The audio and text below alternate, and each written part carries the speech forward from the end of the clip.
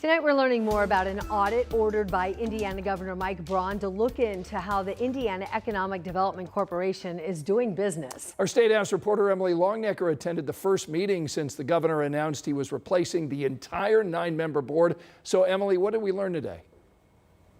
Yeah, the new IEDC board members introduced themselves. Many of them are business owners like the governor, and Governor Braun said he chose many of them because they were the most entrepreneurial. We also heard from the consulting firm hired by the state to look at how the IEDC has done business over the past 2 years. The new board heard about the audit's parameters Wednesday.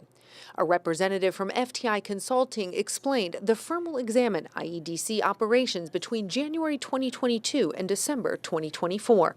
Governor Braun ordered the audit earlier this year after he questioned how the IEDC had spent some of its funds trying to lure businesses to Indiana. The audit will take 6 to 12 months to complete.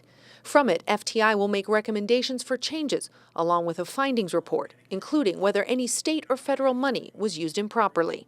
So the audit's about the fact that I ran on transparency, if you remember, and being accessible, and I'm going to do both of them. And when it comes to any component where you get to get to the bottom of it, I'm a big believer in it. So whatever it reveals, we'll get the recommendations. I think he mentioned words like remediation, advice, and we'll take it. Forensic makes it sound ominous. Hopefully it's just going to get to the bottom of things that maybe needed to be done differently. Whatever it is, we'll deal with it. So could the audit's results impact thousands of acres of land in Boone County that the IEDC bought to develop a technology park known as the LEAP District? This year, the IEDC listed for sale 2 areas of land in that district. Governor Braun said they'll continue to work with Eli Lilly, which is already committed to the LEAP District and started construction. But when it comes to companies like them, we're always going to want them to reinvest in Indiana. We're going to want to look to others like them. Of course, keeping the ones you've got is a lot easier than trying to lure the ones in you don't have. That's where Governor Braun says a focus on small businesses is also important, helping more of them set up shop in Indiana.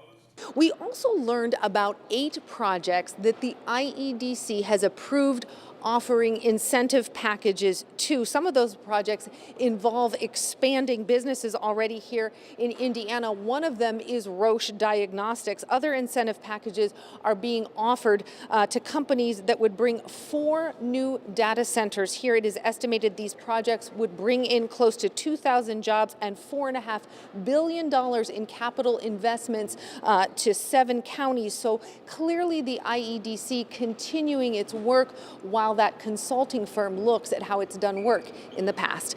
At the Indiana State House, Emily Longnecker, 13 News.